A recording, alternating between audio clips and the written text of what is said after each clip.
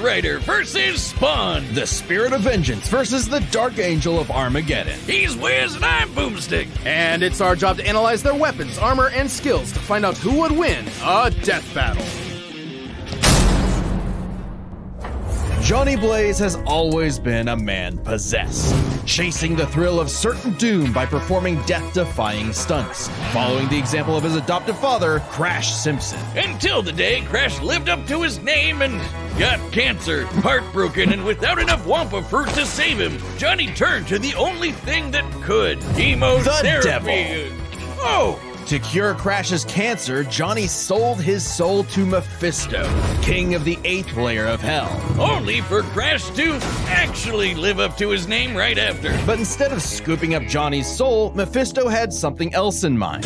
He bound Johnny to an instrument of divine wrath, Zarathos, the Spirit of Vengeance. So Johnny Blaze lived up to his name and burst into Hellfire, an undead skeleton biker with a sick-ass hog, the 5th scariest Nick Cage performance, the stuntman from hell. He called himself the Daredevil. Sorry, Johnny, that name's taken. Okay, then how about the Ghost Rider? Sure, we definitely didn't forget that we named the character the same thing only 5 years earlier. All you. The Ghost Rider was bad news for Earth sinners and scumbags. He's strong enough to pull down skyscrapers, blow up mountains, and cause earthquakes that can be felt across whole countries. Don't even think about fighting back. He can remake his whole body from the hellfire that engulfs him, making him immune to all physical damage.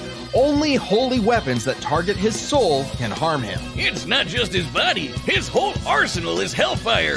Ghosty can create anything he can think of, from an infinite stream of chains, a shotgun packed with fiery rounds, or a flaming missile barfed right out of his mouth. Life goals. And he can imbue other objects with hellfire, such as his Hell Cycle. Oh, this badass bike can outpace Thor's hammer Mjolnir, which can cross the universe in seconds. Hellfire is a weapon in and of itself, whether shot out of his hands, raining down from the sky, or released from his... his boner, Wiz. Get it? And it doesn't just scorch flesh. Hellfire is so deadly, it can burn away your very soul. This technique would be mastered by Johnny's successor, his own brother, Danny Ketch. Oh yeah, Johnny's not the only Ghost Rider, and Danny was the first to master their most famous move. You know, the one that burns your soul to smithereens with just a look? The Penance Stare. The Penance Stare inflicts upon its victims every ounce of pain they ever wreaked upon others. Every cruelty, no matter how small or righteous, is reflected back.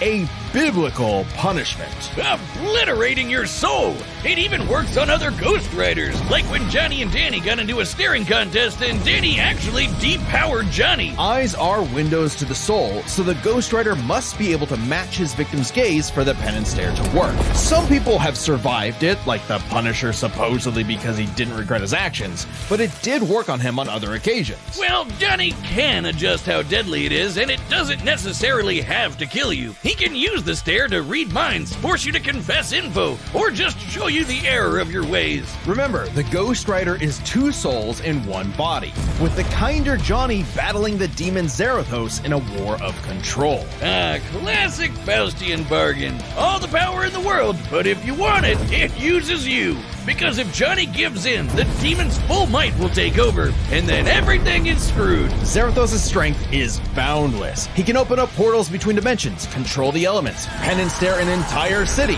and fly all the way to Asgard, which is a literal infinite distance away. He's manhandled some of Marvel's heaviest hitters, like Thor, World War Hulk, and Doctor Strange. Hell, Strange said Zarathos is a threat to all realms, mortal and immortal. Hyperbole? Think again. The Archangel Zadkiel said that the power of the Ghost Rider could threaten all of existence, and even bring down heaven itself. Right before an army of Ghost Riders did just that. Yeah, an army. The spirits of vengeance are legion. As far back as the Great Flood, humans have been bonded to the vestiges of God's power to act as his divine wrath on Earth.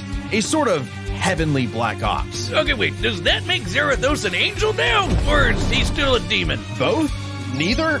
Despite being one of the greatest entities in existence, it's unclear. What we do know is that ages ago, Zarathos feasted on souls and battled Mephisto for rulership of his realm. Mephisto, ever the trickster, claimed victory and gained control of Zarathos forevermore. Hence how he could bond him to Johnny. But Zarathos got his revenge against that big red bitch with another Ghost Rider, Alejandra Jones. Bet you wish you had one more day to fix that hole in your chest, huh? Comic book fan punching bag though he may be, Mephisto is unbelievably powerful.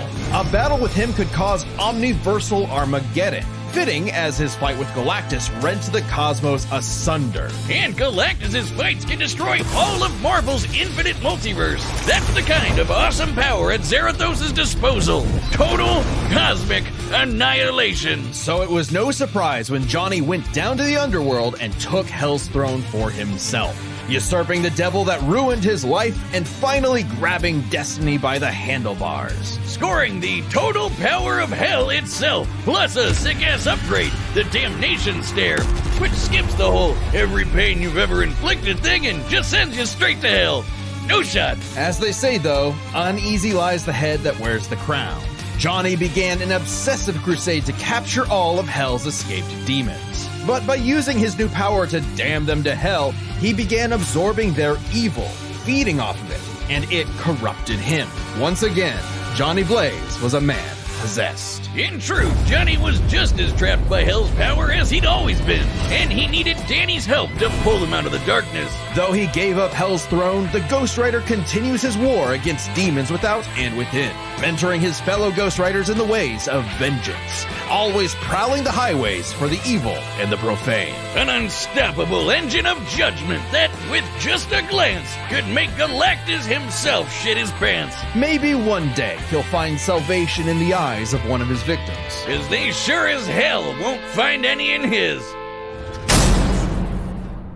This battle is sponsored by Robinhood Gold. With Robinhood Gold, you can now enjoy the VIP treatment, receiving a 3% IRA match on retirement contributions. The privileges of the very privileged are no longer exclusive. With Robinhood Gold, your annual IRA contributions are boosted by 3%. Plus, you also get 4% APY on your cash in non-retirement accounts. That's over 8 times the national savings average. The perks of the high net worth are now available for any network. The new gold standard is here with Robinhood Gold.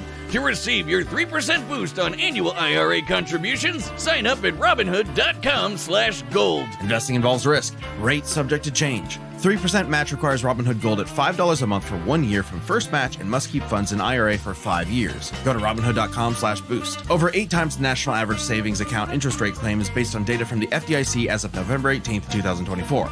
Robinhood Financial LLC, member SIPC. Gold membership is offered by Robinhood Gold LLC.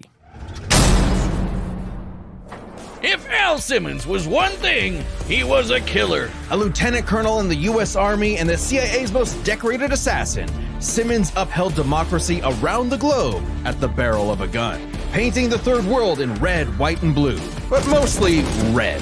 Until his final fateful mission when, per his boss's orders, Al was fired. The burning was only getting started because Al's immortal soul was on a one-way trip to hell, where he cut a deal with Malvosia, the big, naked lord of the 8th Circle of Hell. By their pact, Simmons would be reborn a Hellspawn, a superpowered commander of Hell's armies, in exchange for seeing his wife one more time. Oh, buddy, you're just asking to get monkey's pawed. Al Simmons returned from the dead as a decaying zombie 5 years later, after his wife had already remarried and had a daughter. There, you saw her. Now get back to work, bitch. Thus was born the undead warrior from hell itself, Spawn. He's so 90s that he comes all the way back around to being the coolest thing ever. Look upon his edge, wizard, and despair. Spawn would violently defend New York's downtrodden,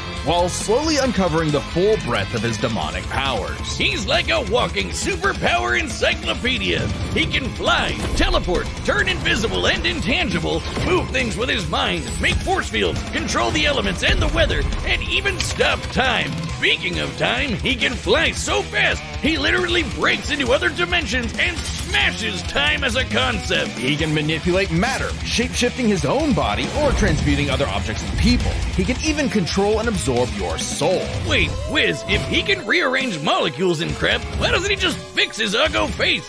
Well, he tried to do that, but Malebolgia cursed him so that he could only make himself...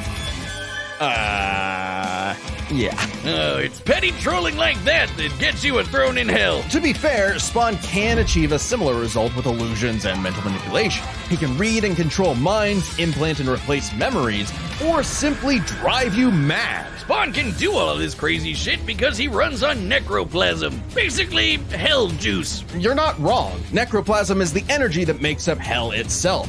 Al's undead body is composed of 400 pounds of it. He can wield it like an energy blaster empowered by the sins of others. Spawn can absorb your evil and feed off of it. By simply walking on Earth, Spawn feels all of humanity's pain all at once. He's even absorbed the sins of 8 million New Yorkers instantly, cleansing them of their evil. Like Jesus? Or he can do the reverse and make you experience the full weight of your own sins, feeling every bit of pain you've ever inflicted on others over your whole life.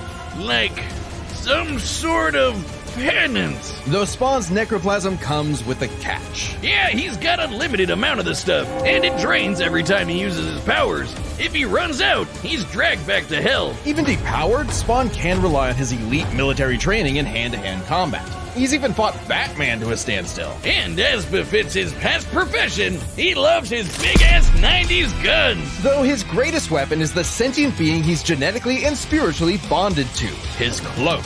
Letha of the 7th House of K. You ever wonder why his cape's red? Nope, well, now you are, and it's red because it's made from the apple Eve ate in the Garden of Eden. It's literally made of original sin. Oh, and also the souls of a million sinners, including every one of Hell's victims, also a touch of vampire for good measure. K7 Letha is constantly evolving. It can act independently to defend Spawn with an infinite stream of chains, transform into weapons, or drain people of their power. It is the most potent weapon Hell has ever created. It even helps Spawn beat the primordial dark god Urizen, who can destroy and eat your soul with just a glare. Except the souls bonded to Spawn acted as a buffer, allowing him to survive. You'd think with an arsenal like that, he'd be unstoppable. But Hell Spawns have a weakness to holy weapons and can be killed permanently if decapitated by one. Though Spawn has managed to survive this in the past. No, Spawn's greatest weakness is his own... how do I put this? Stupidity. So Spawn fought this angel lady, Angela. Great name for an angel. She had this dimensional lance that could wipe Hellspawn out of existence, and Spawn got it. But instead of, being cautious around a mysterious angel weapon that hurts him, he just had to push the big shiny button and activate it on himself. And so, Spawn was forever destroyed, until he reconfigured reality to undo his own inexistence. There we are, good as new. That has to be the first time we've seen someone accidentally kill themselves and survive. On his quest as Hell's greatest warrior, Spawn has defeated a serial killer ice cream man, a demonic clown, and even his old boss remade by Heaven into an anti-Spawn. He's even encountered other Hellspawn. Killing bad guys might seem counterintuitive if you work for a Hell Lord, but it actually just adds more souls to Malvosia's army. An army Spawn would have to lead in a war with Heaven that had killed all of humanity. Because the reason Malebolgia chose Al to be his commander wasn't that he was some great warrior. It was because Al had proven that he was the best at taking orders. All his life and all his death, Al was nothing more than a hired gun. But he knew it, and he would do so no more. So Spawn marched down to Hell and ripped Malvosia's head off. With a scream so loud it echoed through all of reality, Spawn became the king of the 8th circle of Hell. As king, Spawn is literally a part of Hell itself, gaining access to an unlimited pool of energy that increases 100-fold with every heartbeat. He's effectively omnipotent in there, and strong enough to challenge other Hell Lords like Mammon and Satan. He got so strong, the only thing left was to finally resolve the war between Heaven and Hell. But Spawn needed help from the being who created this god and Satan to begin with, the mother of existence, Gaia. She wasn't cool with her kids being total assholes, so she appointed Spawn to be the universe's savior. By eating the fruit from the Tree of Life, Spawn became truly divine. capable of battling God and Satan in a stalemate for eternity that extinguished all life on Earth. And each of them are powerful enough to create and control infinitely sized universes. Spawn broke the stalemate by letting God and Satan destroy him, only for Gaia to separate the two from the reality they threatened. Then, just like that time with the Lance, Spawn respawned and recreated the Earth. Poof! Good as new. Finally freed of the weight of heaven and hell, Al asked to be reborn as a human. But he knew in his heart he deserved to carry on his undead penance in perpetuity. He's a creature of the 90s, Wiz. He won't be happy unless he can angstily brood over the injustice of his own existence. Though if you threaten the alley he calls home, beware, because Spawn will turn whatever's left of your life into a living hell. This battle is sponsored by DraftKings Casino. If the slots are spinning, you could be winning. Head over to DraftKings Casino and play the classics you know and love, or try something new with DraftKings exclusive games. Plus, new players that give DraftKings Casino a spin can get 200 casino spins on a featured game. Just sign up with code BATTLE and wager a minimum of $5 to receive 200 casino spins on a featured game. Only on DraftKings Casino. The crown is yours. Gambling problem? Call 1-800-GAMBLER. In Connecticut, help is available for problem gambling. Call 888-789-7777 or visit ccpg.org. Please play responsibly. 21 plus. Physically present in Michigan, New Jersey, Pennsylvania, West Virginia only. Void in Connecticut and Ontario. Eligibility restrictions apply. New customers only. Non-withdrawable casino spins valid for featured game only and expire in 168 hours. See terms at casino.draftkings.com/promos. Ends March 16th, 2025 at 11:59 p.m. Eastern Time. All right, the combatants are set, and we've run the data through all possibilities. It's time for one hell of a death battle!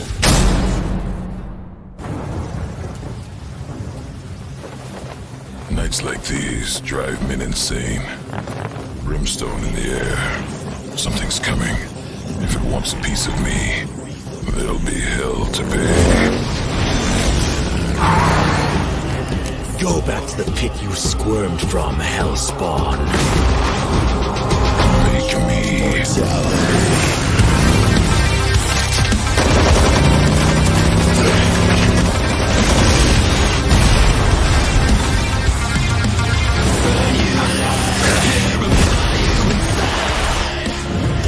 If you care, it's nothing personal.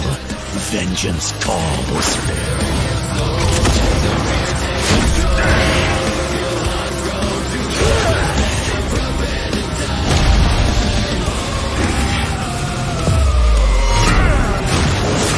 sloppy. You fight like a bum. You've earned your damnation.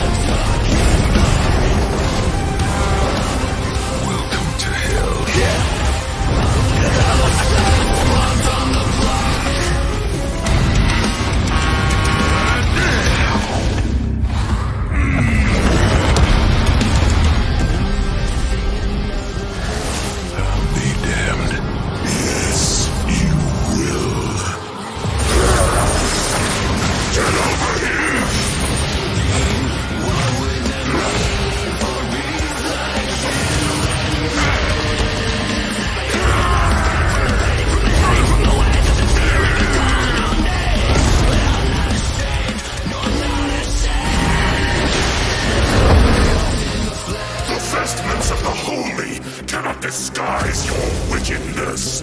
God forbid.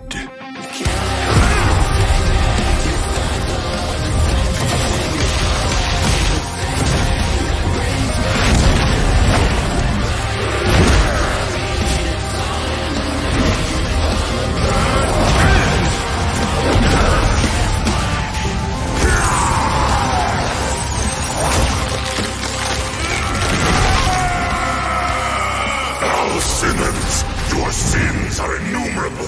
I am here to wreak vengeance upon your soul. I eat sin for breakfast. Have a taste of your own goddamn medicine. He lies. He is the Prince of Lies. Wait, I'm an innocent.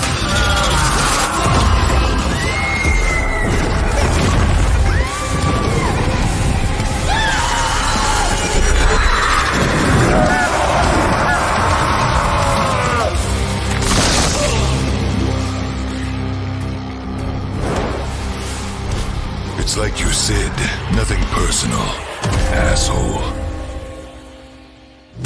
KO! God damn! Literally. This was a nail-biter of a battle that pitted Ghost Rider's immeasurable power against Spawn's skill and versatility. Let's break this down into 4 categories. First up, power. Divine Spawn could match God and Satan, who could create universes. Similar in scale to Ghost Rider's bouts with a lot of the powerhouses in Marvel. But Zarathos was different. Remember, his power can match that of Mephisto and Galactus, who can threaten all of Marvel's infinite cosmic reality, far greater than any cosmos Spawn has ever affected. Even though Spawn's battled and defeated Satan in more recent comics, implying he's retained a level of power similar to his divine form, he couldn't match Zarathos in power alone. Ghost Rider may take power, but remember, Johnny actively resists Zarathos' influence, so Spawn may have had time in the fight to learn and adapt to Ghost Rider before he went full Blue Fury. And Spawn definitely had the edge in skill. He spent decades in military combat and is a master martial artist, whereas Johnny more so relies on his invincibility. The ultimate dream power for a stuntman. Even with his crazy powers, Ghost Rider was a lot more direct than Spawn, pretty much entirely focused on attacking the soul. Which doesn't bode well for his versatility. Spawn can stop time, manipulate matter, turn intangible, control minds, warp reality. The Ghost Rider had a much more limited arsenal by comparison. Spawn had a huge advantage in this category. Though with his invincibility, way greater power, and the ability to scorch your soul to nothing, Ghost Rider could score the win through brute force, right? Not exactly. The last piece of the puzzle is their resistances. Basically, who was harder to kill. Spawn's constant mainlining of humanity's collective sin and pain meant he could survive attacks on his soul, including the penance stare, just like he resisted a very similar attack from Urizen. Best of all, remember the time he rewrote reality to undo his own inexistence? There was nothing the Ghost Rider could do to overpower that. And that time with the lance wasn't planned, it was purely instinctual. He could replicate it any time he wanted, like in his fight with God and Satan. So how do you put Spawn down for good? Well, you can't. At least Johnny and Zarathos couldn't. Unlike how Ghost Rider's soul has been vulnerable to attack before, like when Danny used the penance stare to depower Johnny. This sort of thing actually happens a lot, even in recent comics. The whole reason Johnny and Zarathos are bonded in the first place is because Zarathos' soul was manipulated by Mephisto. And not only does Spawn have plenty of experience manipulating souls, he can replicate the effect of the penance stare itself. And just think about that. A penance stare on Zarathos would mean he's feeling the pain from every penance stare that he's ever done. A penance squared. The damnation stare, on the other hand, actively helped Spawn, sending him to hell where he gets a literal infinite power boost. And it wasn't just Spawn's soul powers that had spelled trouble. He had other ways to bypass Ghost Rider's immortality too, like transmutation, rewriting reality, or just straight up stealing his powers, which has worked on multiple Ghost Riders in the past. Giving Spawn the final edge. Zarathos was almost unbeatable, a massive power advantage, soul destruction, immortality, but Spawn could counter everything thrown at him, and was too unkillable for Zarathos' strength advantage to matter in the long run against his crazier abilities. That was one hell of a fight, and at least Johnny went out in a blaze of glory. The winner is Spawn. Next time on Death Battle.